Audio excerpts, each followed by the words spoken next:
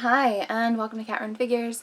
I'm your host, Caitlin, and today I have another comic review for you guys. So, Invisible Woman #1 came out this week. Not gonna lie, big reason why I picked this up is the Adam Hughes cover, just because it's gorgeous.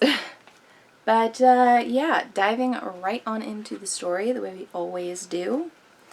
We see Sue Storm, secret agent. Yeah, that's right. She is currently running a number of different missions throughout this. We find out it's a little bit of a flashback to her agency days. And of course, the art for me, it's not my favorite. This whole kind of more realistic format here. Not my favorite. I do love the invisible snow sequences throughout right here. I feel like this is gorgeous. However, the rest of it, it's not 100% for me. It's not bad art. It's just not necessarily my style. But, of course, we are dealing with her and partner who calls her Stormy. And, you know, a little bit of an arrangement there. But he does ask if he can see her more socially, and she's like, yeah, no. Of course, she's engaged, and she's pretty busy. You know, she already has a day job. She's the Invisible Woman. So, there's that.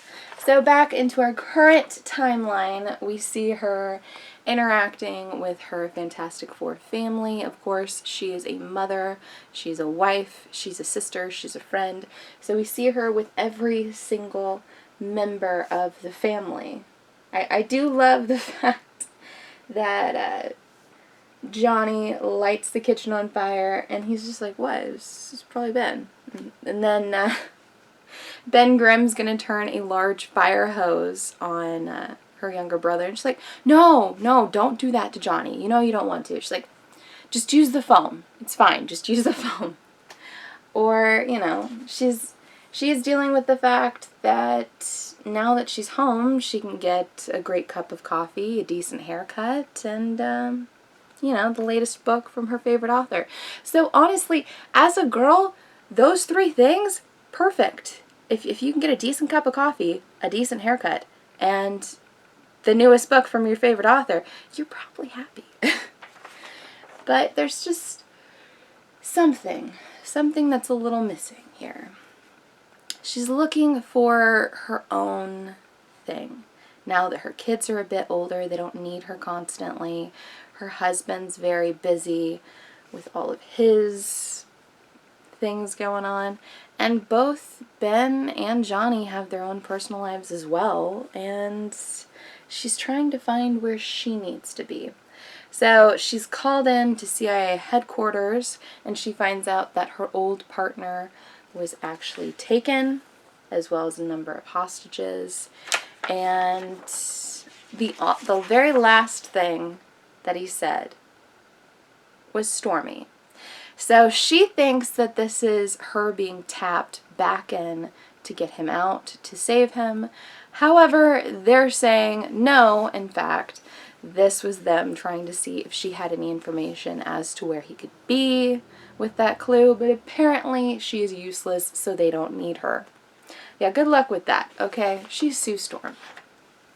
Alright, she can do what she wants to do, and she's going to. So, of course, this means that she's going to fly off in a jet and save the day. So, Nick Fury does show up. He's supposed to be there to stop her, of course, and he says he's going to be there to stop her. But, yeah, that's when he hands her a dossier with passports, information, and all. Just every little bit of intel he can possibly give her to help her. And she's like, so, what are you going to tell him? That I clocked you with an invisible wrench? And he's like, nah, I was going to say that you put an invisible force field around me to, you know, choke out my airways. Because let's be honest. You're not going to win against the Invisible Woman. You're really not. So she does land in a hotbed of crime, as you can see right here.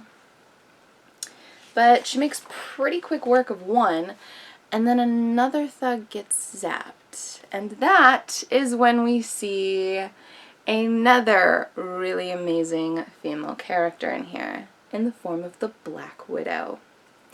So the very next issue, we are going to see a team up with both the Invisible Woman and Black Widow.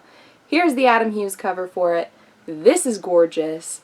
If nothing else, pick it up for the Adam Hughes cover. I'll tell you, the storyline through here, I'm interested to see where it's going to go. I really am. The art, I'm not the biggest fan of. 100% not my style of art.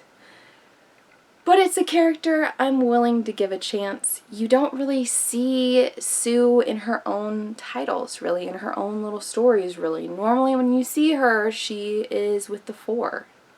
So, you know, shout out to the great legend, because, you know, Fantastic Four, those are his people, 100%.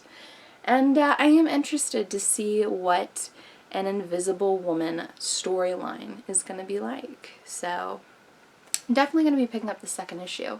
So please do give me a like if you like this video. Comment below and tell me whether or not you picked up Invisible Woman issue 1. And whether or not you're like me. You like it and you're kind of interested to see where it goes.